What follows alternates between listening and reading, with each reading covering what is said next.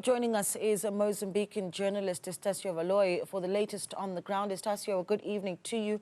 Thank you so much for joining us. How would you describe the situation at the moment this evening in Mozambique, in Maputo? Those protests continuing?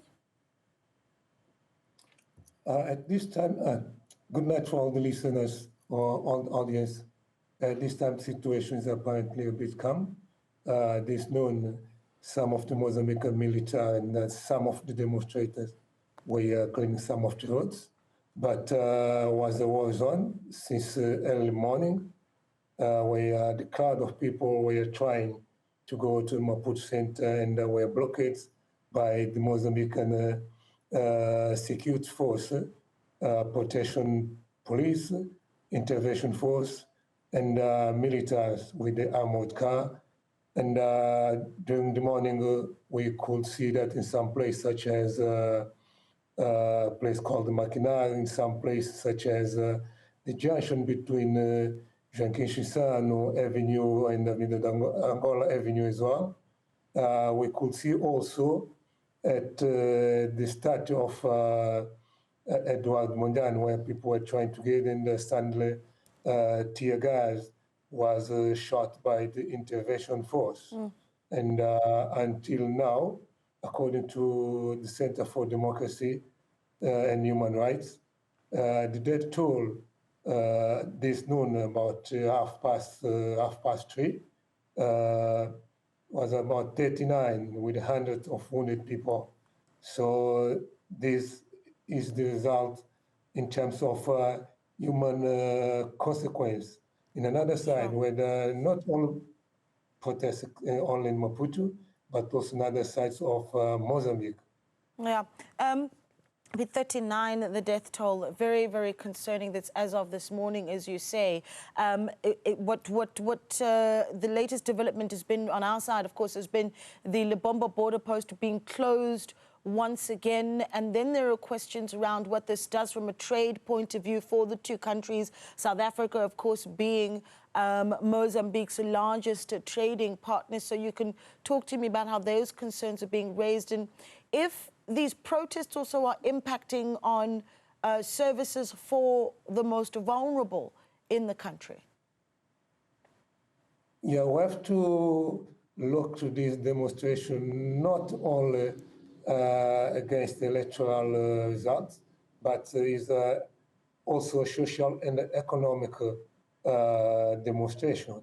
If we talk about the border of San Garcia Comat Ports, was still completely blocked. The trucks were still in the middle of the road with no keys. In terms of economic impact, it's huge. I cannot say, cannot quantify.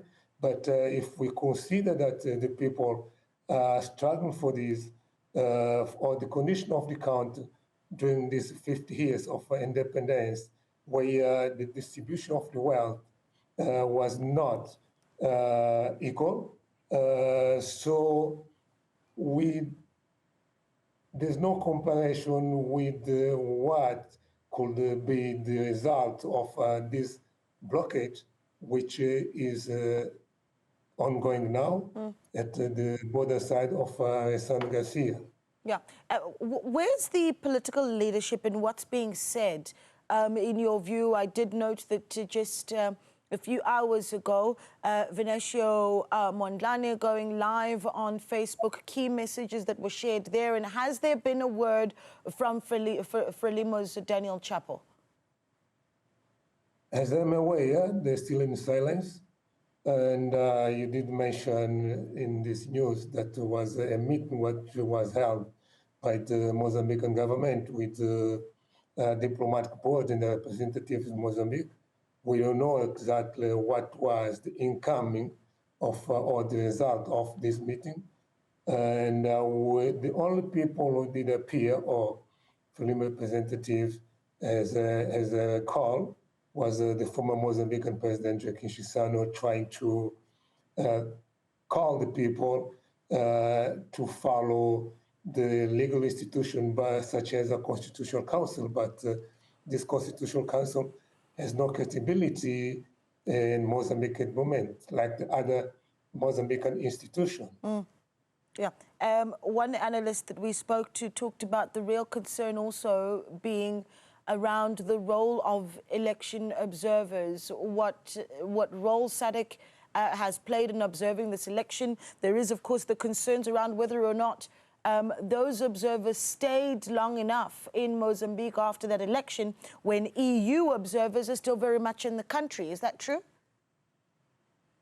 Yes, I recall, yes, the last people leaving were the EU, and this year was completely different. I mean, the annunciation, the pronunciation on the results of the election, they said in a different word that was a massive fraud, and that today they keep saying the same thing, and that this is notable, and that this is exactly what happened.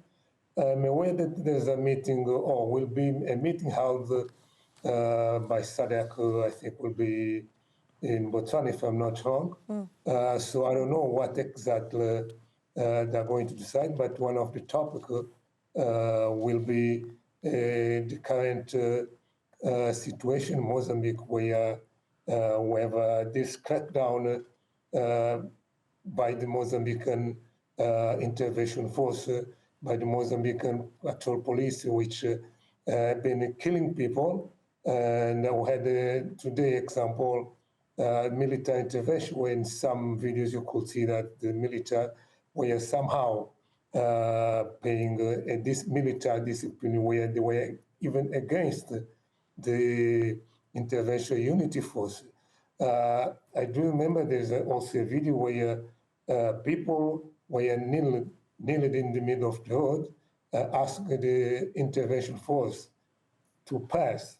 Instead of that, in a close range, 5 meters or less, the same police did shoot straight to the demonstrator using tear gas, the rubber bullets. And another place, they're using real bullets. We just saw cars, example, coming from the presidents in high speed, just shooting in the middle of the road.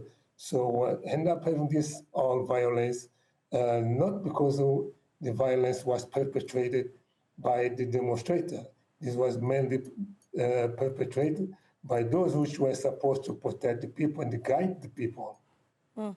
That meeting that you're talking about, in fact, is set for to take place in Harare, in Zimbabwe, and not in Botswana.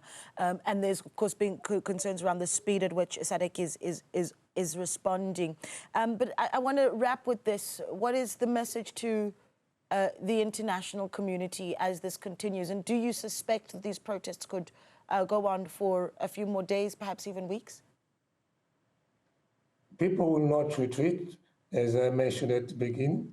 This is a fight against, this is a fight people are demanding, not only the electoral result being delivered to those who won, but on the social and economic justice as well. And if you look to Mozambique, despite all the natural mineral resources which Mozambique has, which in terms of contracts end up engulfed by the current regime. And I mean, people with no even chairs to sit in the schools, but the timber is still coming from those places. So this is the main fight, so the people will not retreat. I don't know exactly what's going to happen in the next minute, but this is a fact. And somehow, as we could see, when I was talking about the army was somehow in the side of the people, guiding the people, and even distributing masks and water for the people.